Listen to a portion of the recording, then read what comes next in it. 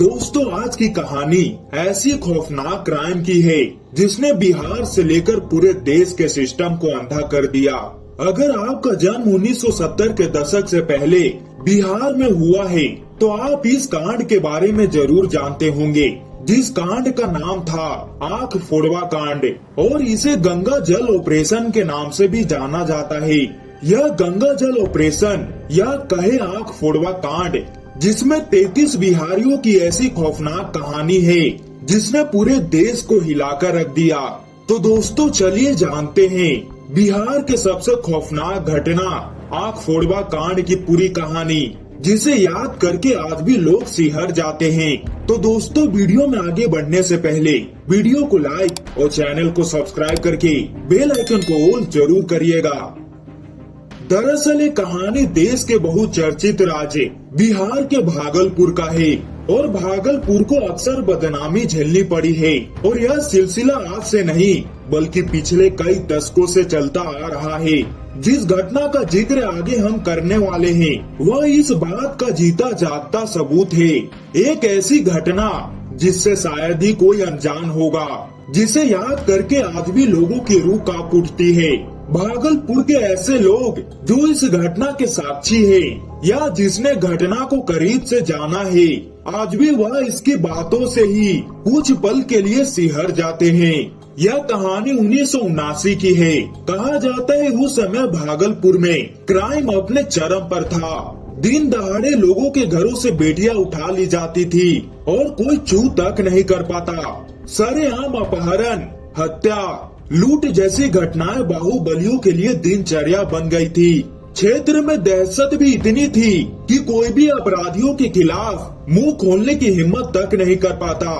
जानकारी के मुताबिक उस समय एक साल में लगभग 90 से ज्यादा हत्याएं हुई।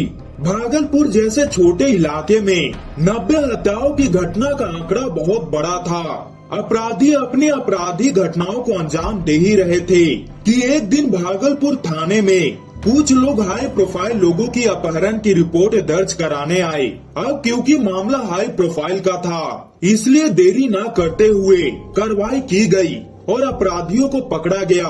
लेकिन हर बार की तरह इस बार भी पुलिस कुछ कर नहीं सकी और अपराधियों को छोड़ दिया गया। लेकिन इस समय भागलपुर पुलिस पर पटना से प्रेशर बनना शुरू हुआ, तो भागलपुर का ही एक धर्मशाला में पुलिस ने अपराधियों के खिलाफ एक गुप्त मीटिंग की। और ऐसा क्या किया जाए जिससे यहाँ क्राइम का दर कम हो पाए।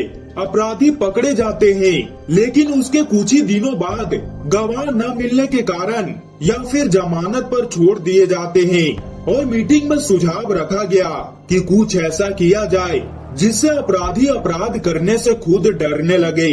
उनके बीच ऐसी डर पैदा हो जाए कि फिर कभी वे कुछ गलत करने के बारे में सोच तक न सके। मीटिंग खत्म होते ही यह वारदात अक्टूबर 1979 की है।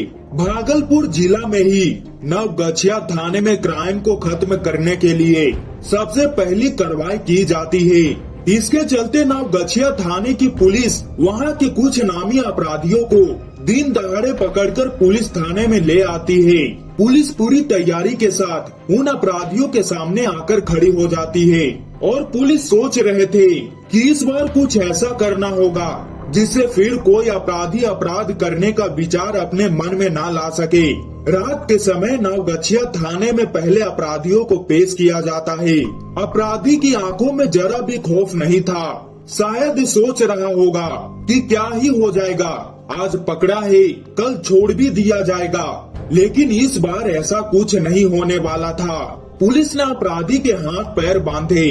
अपने औजारों में से एक मोटी सुई, जिसे बिहार में टकवा कहा जाता है, और एक सिरिंज, एक एसिड यानी तेजाब, जिसे उन्होंने गंगा जल का नाम दिया, इन सभी चीजों को निकाला। और इससे पहले कि वह अपराधी कुछ सोच पाता कि एक पुलिस वाले ने उस मोटी सुई से पहले अपराधी की दोनों आंखें फोड़ दी और उसके बाद सिरिंज में गंगा जल यानी तेजाब भरकर उन आंखों में डाल दिया। देखते ही देखते सारा थाना दर्द की चीखों से गूंज उठा। लेकिन इस बार उन चीखों को सुनने वाला कोई नहीं था और इस घटना को पुलिस ने ऑपरेशन गंगा जल नाम दिया। दिन के उजाले में भागलपुर पुलिस अपराधियों को पकड़कर लाती और रात होते ही ऑपरेशन गंगा जल को अंजाम दिया जाता। इसके बाद पुलिस खुद ही सुबह उन अपराधियों को अस्पताल ले जाती और धमकी देकर वहां उनका इलाज कराया जाता। नवगछिया थाने से शुरू हुआ यह सिलसिला अब पूरे भागलपुर में अपनाया जाने लगा और ऐसे ही एक एक कर करीब 3 दर्जन से ज्यादा अपराधियों के साथ इस वारदात को अंजाम दिया गया। अपराधियों में खौफ दिखने लगा था।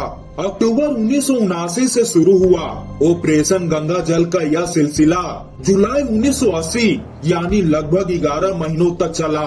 उस समय बिहार के मुख्यमंत्री जगन्नाथ मिश्रा थे और देश के प्रधानमंत्री इंदिरा गांधी हुआ करती थी।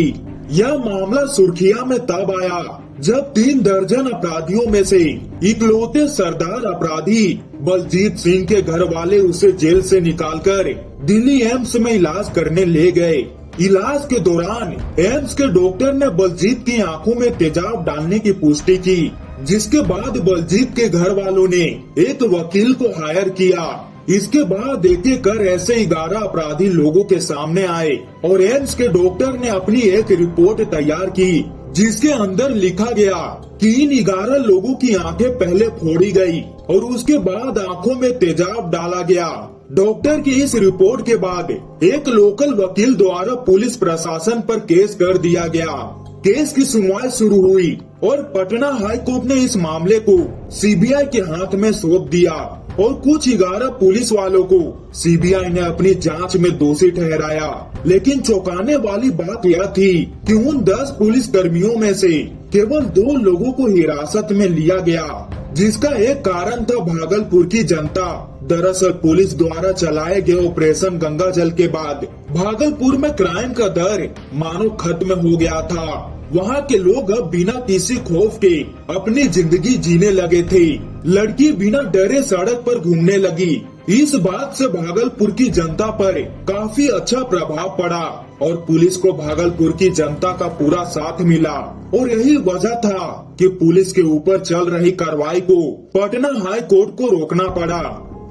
दोस्तों, गंगा जल की इस खौफनाक ऑपरेशन पर आपकी क्या राय है? कमेंट करके जरूर बताइएगा। क्या पुलिस ने सही किया या गलत? और ऐसे ही क्राइम की स्टोरी देखने के लिए हमारे चैनल को सब्सक्राइब करके बेल आइकन को ऑल जरूर करिएगा।